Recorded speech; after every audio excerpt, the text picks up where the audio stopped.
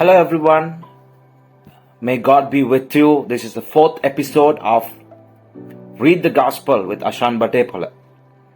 I apologize first of all for not being able to produce a video last week due to certain circumstances that arose. But here we are in the fourth episode.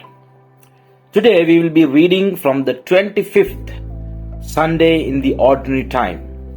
Gospel reading is taken from the Gospel of Matthew, chapter 20, verses 1 to 16. So first, let's read the Gospel. The kingdom of heaven is like this. Once there was a man who went out early in the morning to hire some men to work in his vineyard. He agreed to pay them a regular wage, a silver coin a day, and he sent them to work in his vineyard. He went out again to the marketplace at 9 o'clock and saw some men standing there and doing nothing. So he told them, "You also go and work in the vineyard, and I will pay you a fair wage." So they went. Then at 12 o'clock and again at 3 o'clock, he did the same thing. It was nearly 5 o'clock when he went to the marketplace and saw some other men still standing there. "Why are you wasting your time doing nothing?" he asked them. "No one hired us," they answered. "Well then, you go and work in the vineyard," he told them. When evening came, the owner told the foreman, "Call the workers and pay them their wages, starting with those who were hired last, ending with those who were hired first."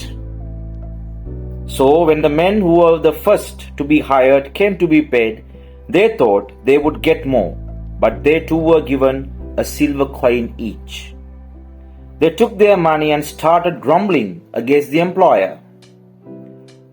"These men who were hired last were worked only 1 hour," they said, "while we put up a whole day's work in the hot sun.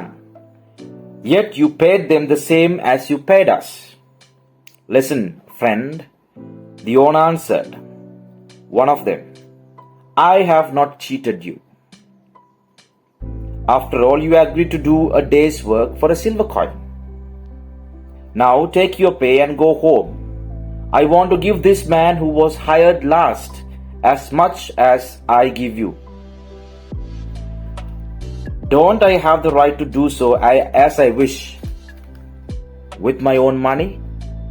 Oh, are you jealous because I am generous?" And Jesus concluded, "So those who are last will be first, and those who are first will be last." We look at this gospel reading, and it is a bit absurd to find this upside down economy of Jesus. But in the context of the gospel, dear friends, he narrates this parable just after his encounter with the rich young man. That encounter didn't go well for the young man. He went away sad. And there Jesus ends the encounter with these words.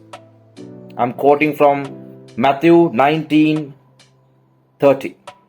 "But many who are first will be last, and many who are now last will be first." The parable and the encounter tells us the economy of the kingdom of God. The economy of the kingdom of God. First could mean the ones who enjoy the riches of heaven. And you also might remember the Beatitudes, where Jesus taught something out of the blue of what we know to be heaven. Here, the importance of heavenly economics, the knowledge of heavenly economics. Where do I stand when it comes to my relationship with the Lord? If I have not understood, if I have not, gotten into the heart where I stand with what I have, then this gospel is a warning for us. The rich man in the previous passage of the gospel had everything. Everything. You name it, he had it. One thing he was lacking. And Jesus told him, go, sell what you have. Come follow me. But he went away sad. The gospel today that we are reading, it's a paradox that Jesus brings. He is Son of God. He came down from heaven to sacrifice himself for us. The line is apt. Bang on. It's a shot on the nail. Why?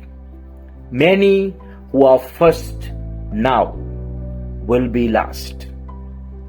Some might argue also he pointed this out to the Jews, because it was to the Jews that Jesus came, but they did not recognize him.